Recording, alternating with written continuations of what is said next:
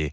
Mais d'abord sur Europe 1, comme tous les vendredis, quel plaisir de vous retrouver Catherine Ney, bonjour. Bonjour Dimitri, bonjour à tous. Catherine, le procès d'Éric Dupond-Moretti devant la Cour de justice de la République s'est achevé hier. Le procureur général après la Cour de cassation, Rémi Heitz, réclame 1 an de prison avec sursis à l'encontre du garde des Sceaux.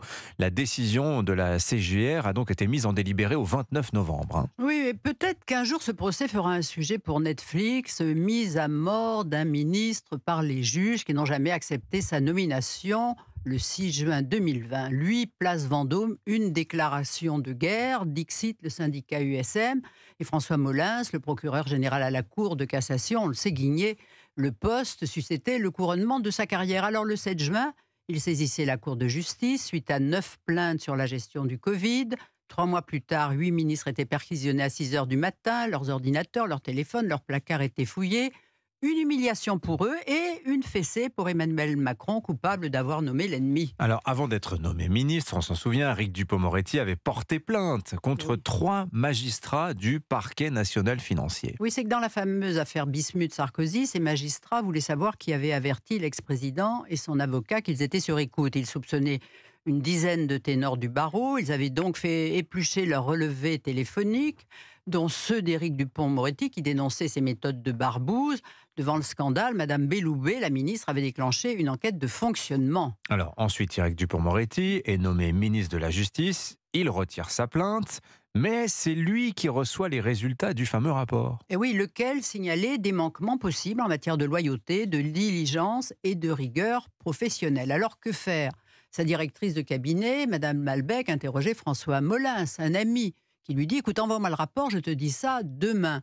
Et le lendemain, il lui conseillait d'ouvrir une enquête administrative, ce que le ministre a fait. Voilà, sauf que cette enquête, ça ne passe pas du tout du côté des juges. Le syndicat de la magistrature et Anticor porte plainte. Alors, première duplicité de François Molins, le 20 septembre, il signait avec Chantal Arens dans Le Monde une tribune pour s'alarmer de l'atteinte à la présomption d'innocence des magistrats par le ministre, en cause l'enquête administrative qu'il avait conseillée.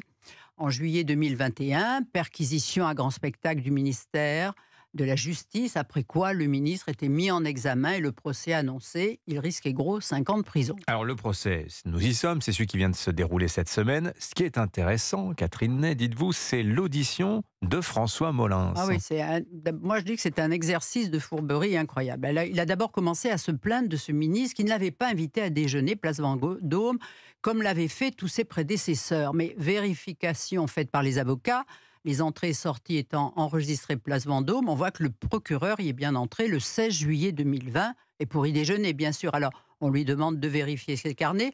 Ah oui, j'avais oublié. Alors, a-t-il conseillé l'ouverture d'une enquête administrative ?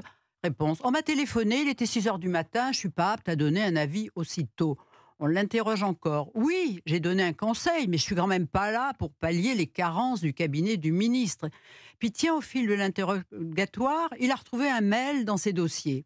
Les avocats du ministre demandent à voir. Eh bien, figurez-vous que c'est un dialogue avec Jean-Paul Sudre, président suppléant du Conseil de la magistrature. Ils ont parlé ensemble du rapport et celui-ci conclut qu'il est absolument indispensable d'ouvrir une enquête administrative sur les 3 magistrats du PNF.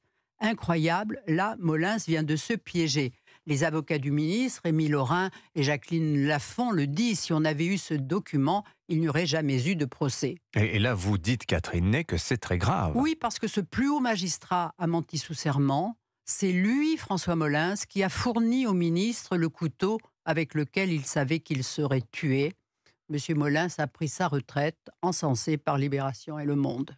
Signature Europe 1, Catherine Ney, que l'on retrouve demain, comme tous les samedis sur Europe 1, autour de Pierre de Villeneuve, dans Les Grandes Voix.